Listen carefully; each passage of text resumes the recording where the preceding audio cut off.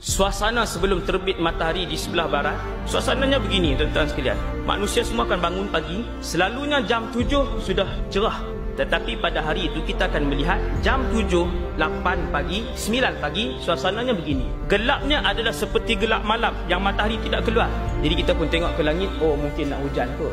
Masa berlalu, pukul 10, pukul 11 masih gelap. Tidak ada awan yang gelap, tidak. Ini bukan hujan. Kita pun tunggu lagi. Selepas pukul 1, suasana masih gelap. Tok Bilal datang masjid, apa semua, nak azan ke tidak ni? Azan. Wahai Bilal yang belajar ilmu hadis tentang kiamat, azan. Kita pun solat macam biasa walaupun gelap. Manusia ketika itu sudah pun berkumpul di banyak tempat. Masing-masing tanya, ni apa yang berlaku ni? Manusia sudah mula berbincang di masjid. Orang dah mula riuh. Kita tunggu esok. Keesokan harinya, malam tu semua tidur.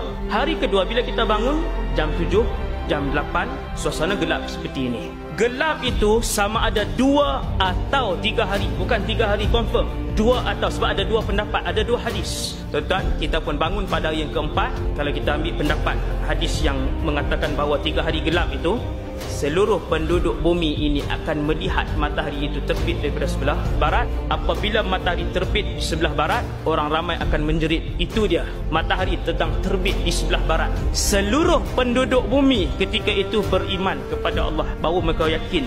Dan ketika itu iman tidak lagi boleh diguna pakai, kerana apabila terbit matahari di sebelah barat, itu bermaksud Allah telah pun menutup pintu taubat selama-lamanya. Semua orang berlari ke kanan ke kiri. Ada yang berlari ke masjid, terus mengambil wuduk dan terus solat. Tetapi solat itu tidak boleh dipakai lagi. Ada yang balik ke rumah, menyarungkan tudungnya, baru menutup aurat. Ketika itu tutup auratnya tidak diterima lagi. Ada yang sedang memerah susu kambing ataupun lembunya, dia meninggalkan perahan itu serta-merta. Ada yang sedang meletakkan bata pada binaannya, dia meninggalkan letak bata itu serta-merta. Ada yang ketika itu sedang berjual beli, dan ketika itu juga dia melepaskan duit dan barangnya. Mereka balik ke rumah, mengambil emas masing-masing. Ketika itu berlari ke rumah orang miskin, lalu diletakkan di depan rumah orang miskin. Diketuk pintu, makcik ambillah semua emas ni, saya sedekah fisabilillah.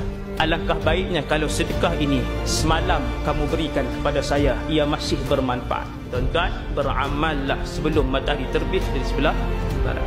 Beramallah.